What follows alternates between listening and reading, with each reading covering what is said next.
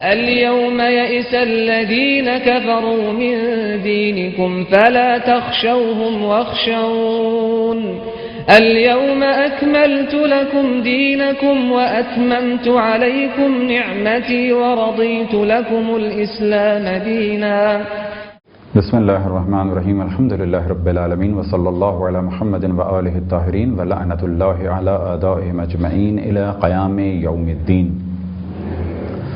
وقال اللہ تعالی وهو اصدق القائلین وَلَقَدْ بَعَثْنَا فِي كُلِّ أُمَّةٍ رَسُولًا. موضوع گفتگو نبوت کہ جو اصول دین میں سے تیسری اصل ہے، اور اب تک اس موضوع پہ گفتگو کا سلسلہ جاری ہے، اور نبوت ہی کے ضمن میں جو موضوعات آ سکتے تھے اختصار کے ساتھ سادے الفاظ میں اب تک کچھ بیان کیے. انہی موضوعات میں سے ایک موضوع ہے وحی. جیسا کہ آپ کے علم میں ہے کہ نبی کی تعریف، نبی کون؟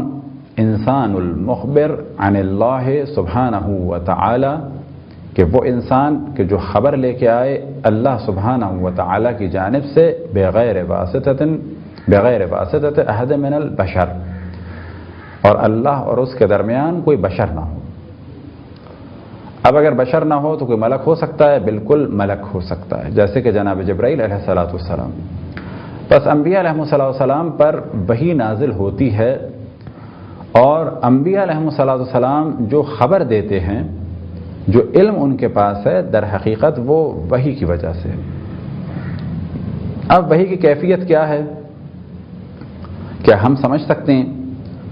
تو پہلے مرحلے میں یہ چیز ذہن میں رہے کہ خود لفظ وحی قرآن مجید میں مختلف معنوں میں آیا.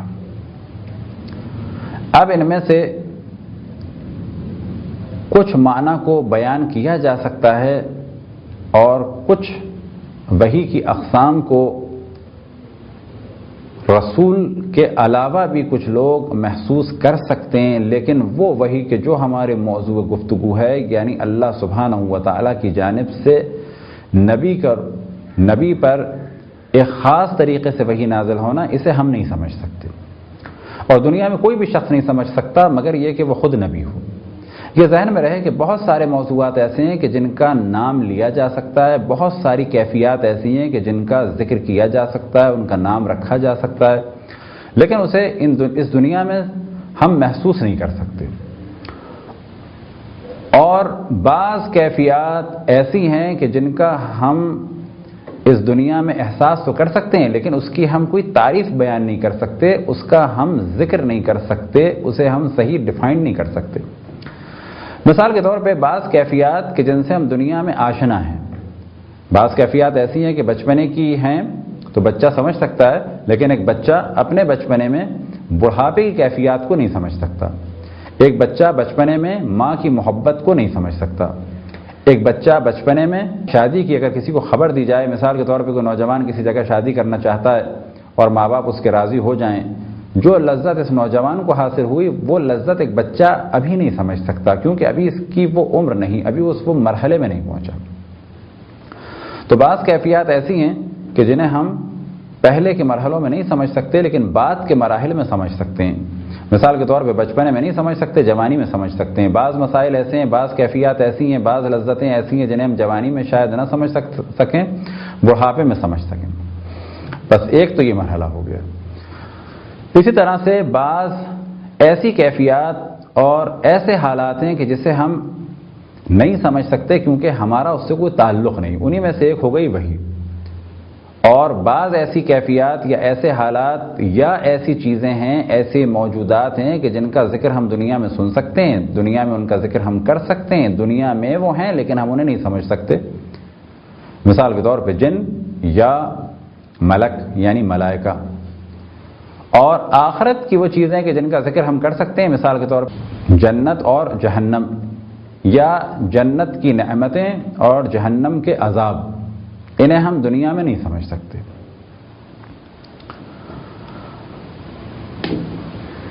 اب اگلا مرحلہ کہ بعض کیفیات یا لذتیں ایسی ہیں کہ جنہیں ہم یہاں محسوس کر سکتے ہیں لیکن ان کو لکھ نہیں سکتے. مثال کے طور پہ کسی پھل کا ذائقہ، سب سے زیادہ پھل جو عام طور پہ ہم لوگ کھاتے ہیں، اور خصوصاً اردو بولنے والے حضرات جو سب سے زیادہ پھل کھاتے ہیں وہ آم ہے۔ کیا ہم آم کا ذائقہ لکھ کر کسی کو بتا سکتے ہیں، کسی کو سمجھا سکتے ہیں؟ نہیں سمجھا سکتے۔ کہا جائے گا آم میٹھا ہے، یعنی آم شکر جیسا ہے، آم کسی مٹھائی جیسا ہے، چیکو میٹھا ہے، بس آم اور چیکو ایک جیسے ہیں، کہا جائے گا نہیں۔ کچھ کھٹا کچھ میٹھا، یعنی موسمبی یا نارنجی جیسا آم ہے، کہا جائے گا نہیں، لکھا نہیں جا سکتا۔ بس یہ ذہن میں رہے کہ انسان بہت محدود ہے، بعض کیفیات کو وہ اس دنیا میں درک نہیں کر سکتا، بعض کیفیات کو وہ اس دنیا میں اور اس دنیا میں بھی درک نہیں کر پائے گا، بعض چیزوں کو اس دنیا میں سمجھ سکتا ہے، اس دنیا میں بھی نہیں سمجھ پائے گا، اور بعض چیزوں کو سمجھ جاتا ہے لیکن لکھنے سے اور بیان کرنے سے عاجز ہے۔ اسی طرح وہی ایک خاص کیفیت کا نام ہے کہ جس کا تعلق انبیاء علیہم السلام سے ہے، اور یہ اللہ اور اس کے نبی کے درمیان ایک خاص حالات ہیں کہ جنہیں سوائے نبی کے کوئی نہیں سمجھ سکتا۔ حتیٰ انبیاء میں بھی درجات ہیں، ایک وہ نبی کے جو بہت بلند درجے کا ہے، اور ایک وہ نبی کے جن کا درجہ کچھ کم ہے۔ دونوں ایک دوسرے کے حالات سے آشنا نہیں ہیں، دونوں ایک دوسرے کی کیفیات سے آشنا نہیں ہیں۔ بہت سارے راز ایک دوسرے کے درمیان ایسے ہیں کہ جو ایک چھوٹے درجے کے نبی سے پوشیدہ ہیں، بڑے درجے کے نبی کی معرفت الگ ہے، ان کے درجات الگ ہیں۔ بس وہی وہ چیز ہے کہ جسے ہم غیر نبی اور غیر معصوم اس دنیا میں نہیں سمجھ سکتے، کیونکہ ہمارا تعلق وہی سے نہیں۔ اب یہ وہی کیا چیز ہے؟ یہ ایک مشترک لفظ ہے۔ آیا قرآن مجید میں لفظ وحی ایک ہی معنی میں آیا؟ تو اس جانب ہمیشہ ہم نے توجہ دلائی کہ ہمارے یہاں ایک فرقے نے بہت زیادہ شدت کی، یعنی وہابی حضرات نے وجہ کیا ہے کہ قرآن کی آیت کو کسی ایک کو ذہن میں رکھ لیا اور اس کے بعد اسی پر حکم لگاتے ہوئے چلے گئے، یا یہ کہ ایک لفظ اللہ کے بارے میں آیا تو کہا پس یہ دوسرے کے بارے میں نہیں آ سکتا، یہ کفر کر دیا، شرک کر دیا۔ اللہ کے اس سے مدد مانگنے کا ذکر قرآن میں، بس اگر غیر اللہ سے مدد مانگی تو کفر ہو گیا، شرک ہو گیا۔ ایک خاص قسم کی شدت ہے، اور اس کی اہم وجہ یہ ہے کہ پہلے انہوں نے نظریے بنائے، اس کے بعد آیات قرآن مجید کو استعمال کیا۔ البتہ بعض جگہ ایسا نہیں ہوا، بلکہ قرآن مجید کی تلاوت کے دوران جو بعض آسان سی آیتیں تھیں جو بہت زیادہ واضح سی تھیں، ان کو انہوں نے پڑھ لیا، سمجھ لیا، باقی دیگر آیات پہ دقت نہیں کی، جبکہ قرآن مجید کی آیات کچھ ناسخ ہیں، کچھ منسوخ ہیں، کچھ عام ہیں، کچھ خاص ہیں، کچھ مطلق ہیں، کچھ مقید ہیں، کچھ ایسی ہیں کہ جن کی تعویل کی ضرورت ہے، نہ یہ کہ ہر آدمی سمجھ لے اور بعد میں دعویٰ کیا جائے کہ جی قرآن تمام انسانوں کے لیے ہے، پس ایک بہت بڑا عالم یا مثال کے طور پہ تمام انبیاء کے سید و سالار رسول اللہ صلی اللہ علیہ وآلہ وسلم جس طرح سے قرآن کو سمجھ رہے ہیں، پس ایک جاہل آدمی بھی قرآن کو ایسے ہی سمجھ لے گا، ایسا نہیں ہو سکتا۔ بس یاد رکھیں قرآن پورا کا پورا ہر کسی کے سمجھنے کا ہے بھی نہیں، کیونکہ اس میں محکم بھی ہیں، متشابہ بھی ہیں۔ اگر قرآن ایسا ہی ہوتا کہ ہر جاہل اس کو سمجھ سکے تو بہت مشکل ہو جاتی، خصوصاً متشابہ آیات کے لیے، اور عام اور خاص میں، کیونکہ عام کہیں پر ہے، خاص کہیں پر ہے، مطلق کہیں پر ہے، مقید کہیں پر ہے۔ تو یہ ایک نادانی ہوئی بعض افراد سے، اور وہ اپنی شدت میں بڑھتے چلے جا رہے ہیں۔ اس کا نتیجہ یہ ہے کہ وہ ہر کسی کو بڑی جلدی بڑے آرام سے کافر کہہ دیتے ہیں، نہ فقط چند خاص فرقوں کو جن میں شیعہ ہیں، بلکہ وہ سبھی کو بڑے آرام سے کافر کہہ دیتے ہیں۔ بڑی جلدی نظریات بنتے ہیں، بڑی جلدی نظریات خراب ہوتے ہیں۔ البتہ قرآن مجید کے ذریعے سے نظریات خراب کرنے کا ایک سلسلہ، یعنی قرآن مجید کو غلط طریقے سے استعمال کرنے کا ایک سلسلہ، کہ جس جانب اس جانب توجہ رہنی چاہیے وہ یہ کہ کوشش کی جا رہی ہے کہ بعض لڑکیاں لڑکے، بعض ایسے افراد کے جن کا تعلق قرآن مجید سے ہے بھی نہیں، وہ قرآن مجید کی بعض آیتوں سے کھیلیں، بعض آیتوں کے معنی کریں اور اس کے بعد خاص نظریات پھیلائیں۔ یہ ایک ایسا سلسلہ ہے کہ جو انتہائی خطرناک ہو جائے گا آنے والے زمانے میں۔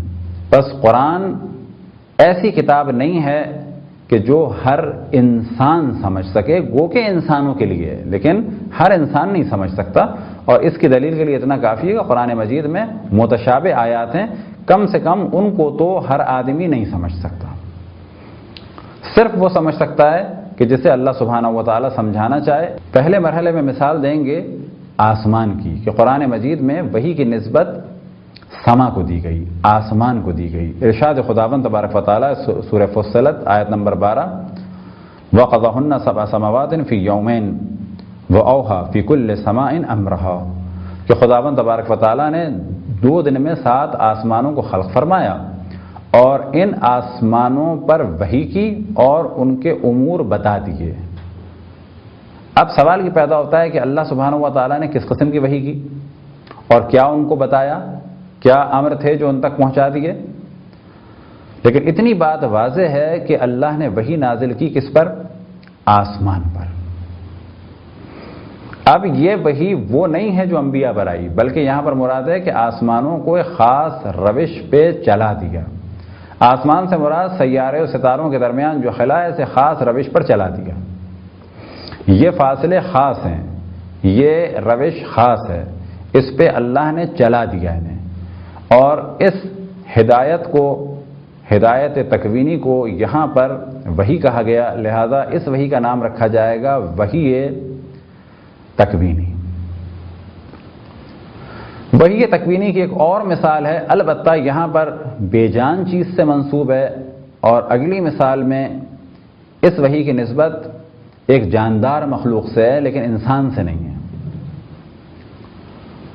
اور یہاں پہ کہا جائے گا کہ وحی بمعنی غریزہ، غریزے سے مراد جانوروں کی وہ کیفیات، مثال کے طور پہ انڈوں پر پرندوں کا بیٹھنا، اسے کہا جائے گا غریزے کی وجہ سے ہے۔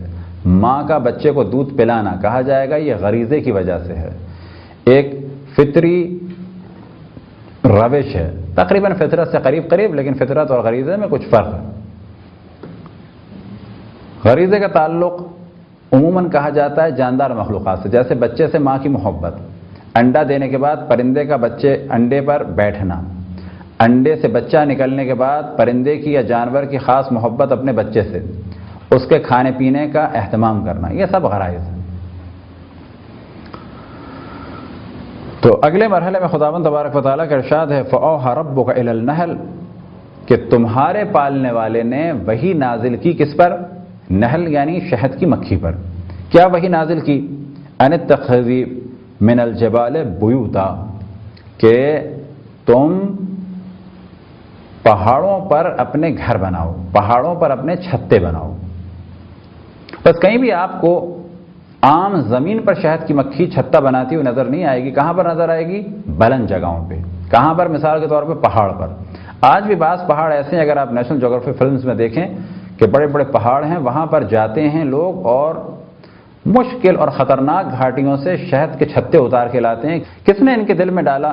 کس نے انہیں اس روش پہ چلایا؟ کہا جائے گا اللہ سبحانہ و تعالیٰ نے۔ اس روش پہ چلانے کے نام، روش پہ چلنے کے لیے جو نام اللہ سبحانہ و تعالیٰ کی جانب سے قرآن مجید میں وہی ہے، یعنی شہد کی مکھی کو خاص روش پہ چلایا۔ ان میں سے ایک روش کیا ہے؟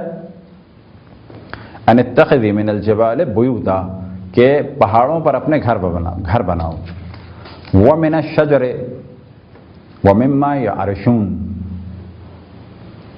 اور درختوں پر اور بلند جگہوں پر گھر بناؤ۔ تو شاید کے چھتے وہیں پر ہیں۔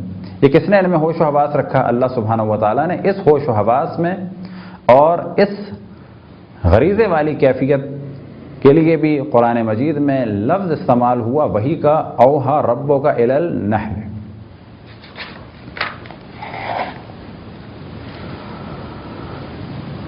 تیسرے مرحلے پہ جو مثال دی جا سکتی ہے کہ اللہ سبحانہ و تعالیٰ نے وحی نازل کی کس پر؟ جناب موسیٰ کی والدہ پہ۔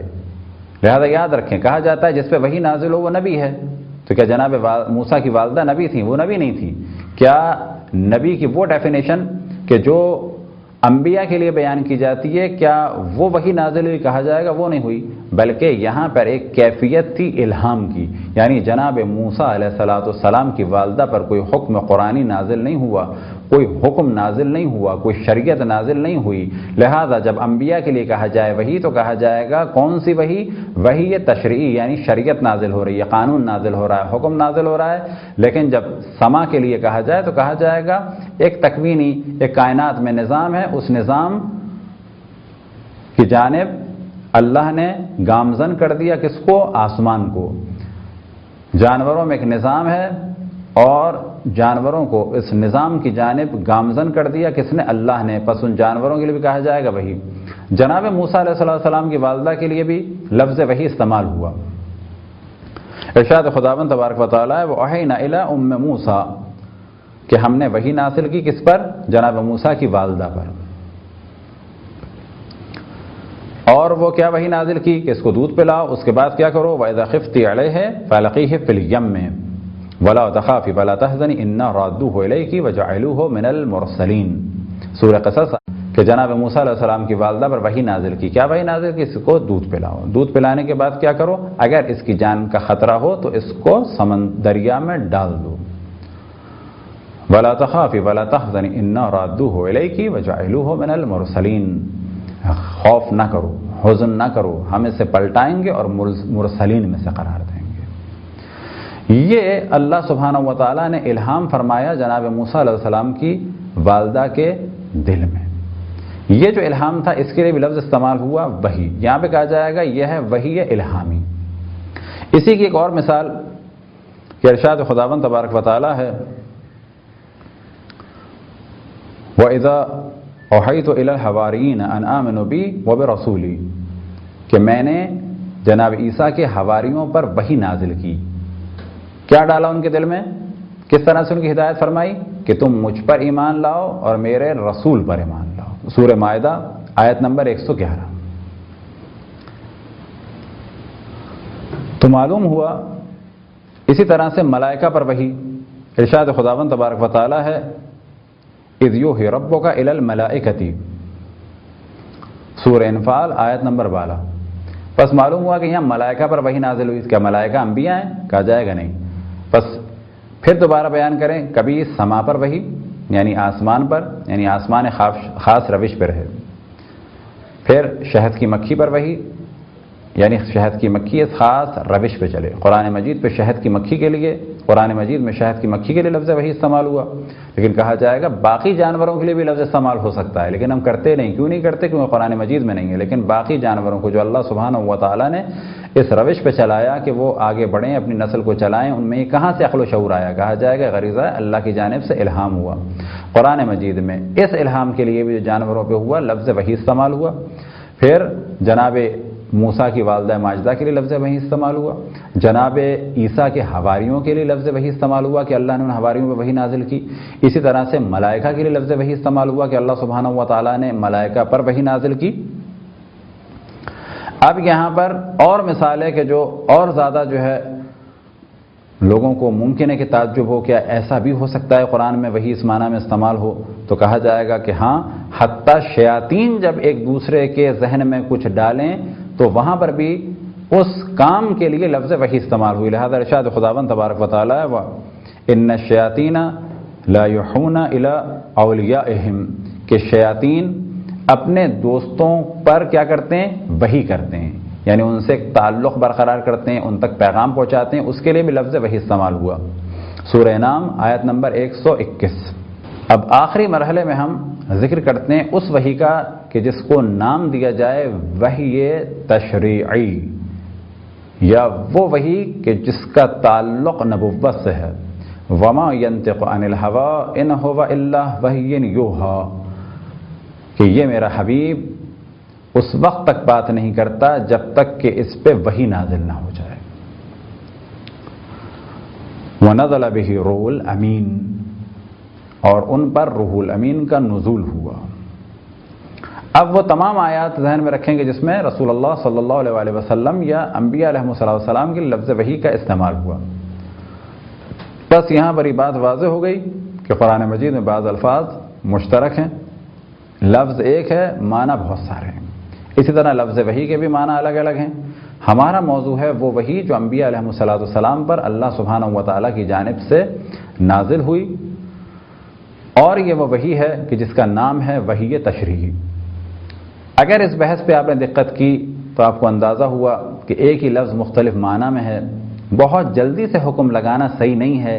خداوند تبارک و تعالیٰ سے دعا ہے کہ ہمیں اپنے رسول اپنی حجتوں خصوصاً امام زمان علیہ السلام کی معرفت اور اطاعت کی توفیق عطا فرمائے اور ہمیں اس دنیا میں اور اس دنیا میں صادقین کے ساتھ یعنی اہل بیت علیہ السلام کے ساتھ محشور فرمائے. وصلی اللہ علی محمد و آلہ الطاہرین.